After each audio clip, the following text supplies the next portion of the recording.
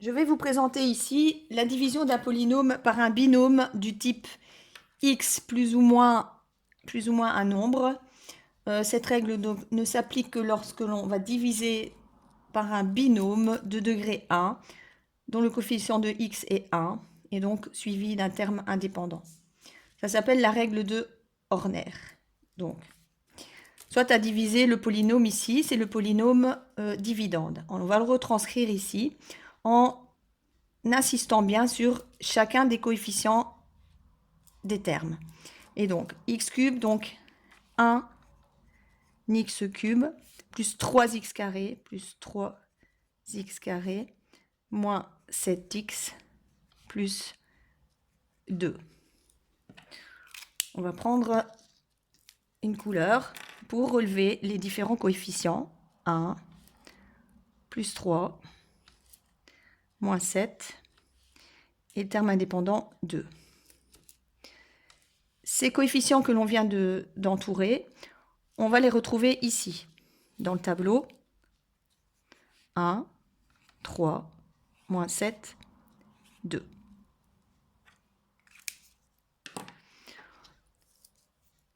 On fait la division par x plus 3, donc le diviseur, le binôme x plus 3, qu'on retranscrit ici. X plus 3. Alors, quel est le terme indépendant de ce binôme? C'est plus 3. On va prendre l'opposé de ce terme, donc c'est moins 3, et on va aller le retranscrire. Donc, on va prendre l'opposé de ce terme, et on va aller le retranscrire ici. A égale moins 3. Alors, qui signifie la flèche ici vers le bas? Ça veut dire que le premier coefficient 1, on le conserve. Donc, on retranscrit le 1. C'est déjà fait. Ensuite, attention, on fait 1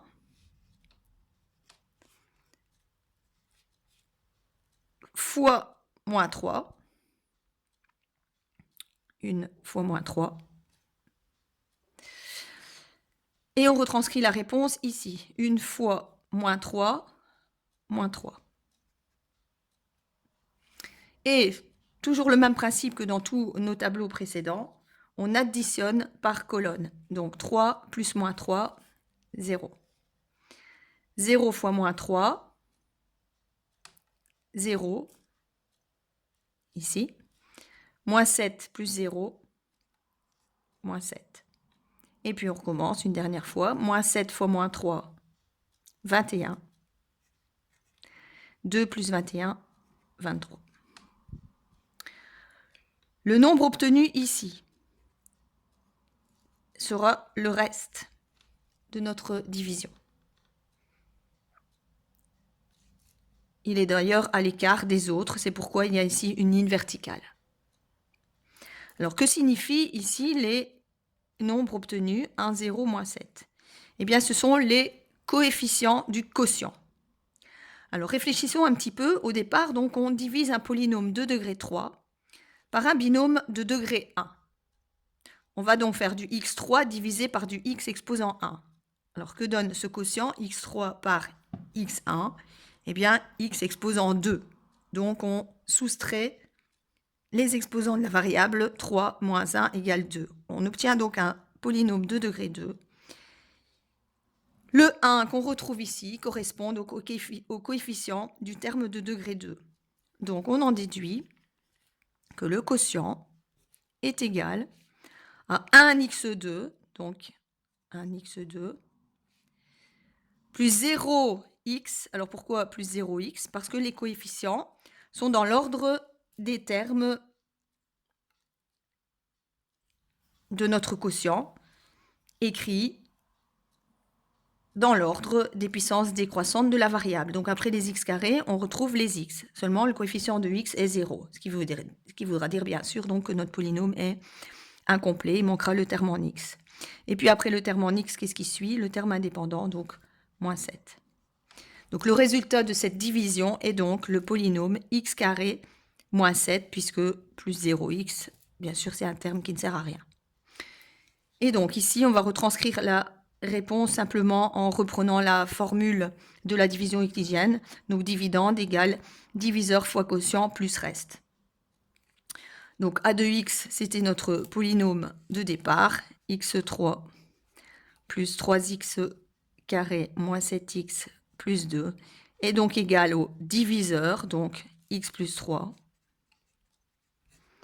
fois le quotient, donc ici x carré moins 7, plus le reste qui est égal à 23. Donc si vous voulez faire la vérification, comment va-t-on procéder? On va ici appliquer la distributivité double, réduire les termes semblables, ajouter 23, et on va obtenir le dividende, donc le polynôme qu'on a divisé au départ. On va faire de même avec l'exemple ici, le suivant. Donc, ce à quoi il faut faire attention, évidemment, quand on met en place ici les coefficients, c'est se demander est-ce que le polynôme dividende est complet et est-ce qu'il est ordonné suivant les puissances décroissantes de la variable. Alors, ci-dessus, l'exemple qu'on vient de réaliser, il était complet. Hein. On avait le terme de x3, x2, x et le terme indépendant. Tandis qu'ici, si on regarde bien, x4 moins 3x3 plus 2x plus 5, eh bien, il nous manque le terme en x carré. Donc, on va retranscrire ce dividende en insistant bien sur les différents coefficients. Et donc, on va retranscrire 1x4 moins 3x3 plus 0x carré, puisqu'il n'y a pas de terme en x carré, plus 2x plus 5.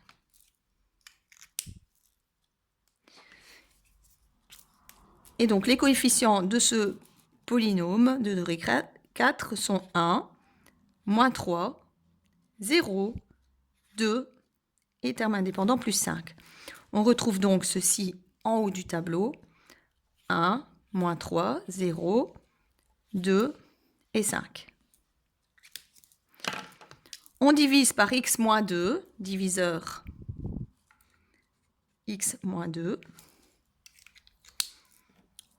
On regarde le terme indépendant du binôme diviseur, c'est moins 2. Et on retranscrit ici l'opposé de moins 2, donc 2. On applique le même procédé qu'au-dessus. Je conserve le premier coefficient 1, et puis je prends 1 et je multiplie par 2. 1 fois 2, 2, je mets le résultat ici. Moins 3 plus 2, moins 1.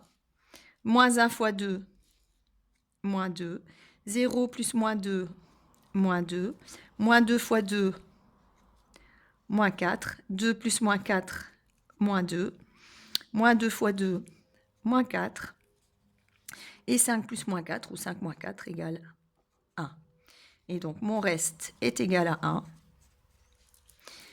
Et ici, je vais déduire avec ces coefficients notre quotient Q de x. D'où Q de x égale. Donc, si vous avez retenu ce qu'on a dit plus haut, degré 4 pour mon dividende, degré 1 pour mon diviseur, 4 moins 1 égale 3. Je dois donc obtenir un polynôme de degré 3. Le quotient est donc de degré 3. Le premier nombre qui apparaît 1 et donc le coefficient de x exposant 3. Donc, c'est 1x exposant 3 moins 1x exposant 2 moins 2x moins 2. Donc, notre quotient est x cube moins x carré moins 2x moins 2 reste 1. Écrivons ici la forme, donc dividende égale, encore une fois, diviseur fois quotient plus reste. Donc notre a de x, je ne vais pas le retranscrire cette fois, je vais juste écrire a de x égale le diviseur x moins 2 fois le quotient x cube moins x carré moins 2x moins 2 plus le reste 1. Cette fois, ici, on va faire la vérification. Nous ne l'avons pas fait au premier exemple. On va le faire ici. Donc, on va la faire ici, notre vérification. Donc, la vérification consiste à appliquer cette formule et voir si on revient au dividende au polynôme de départ. Donc on va jouer le jeu, on va écrire a de x est-il égal, point d'interrogation donc. Je retranscris x moins 2 fois, etc. plus 1. Alors qu'on fasse diviseur fois quotient ou quotient fois diviseur, la multiplication étant commutative, on peut l'écrire dans l'autre sens. Ce qui est plus logique si on revient à notre division euclidienne, un calcul écrit tout simple.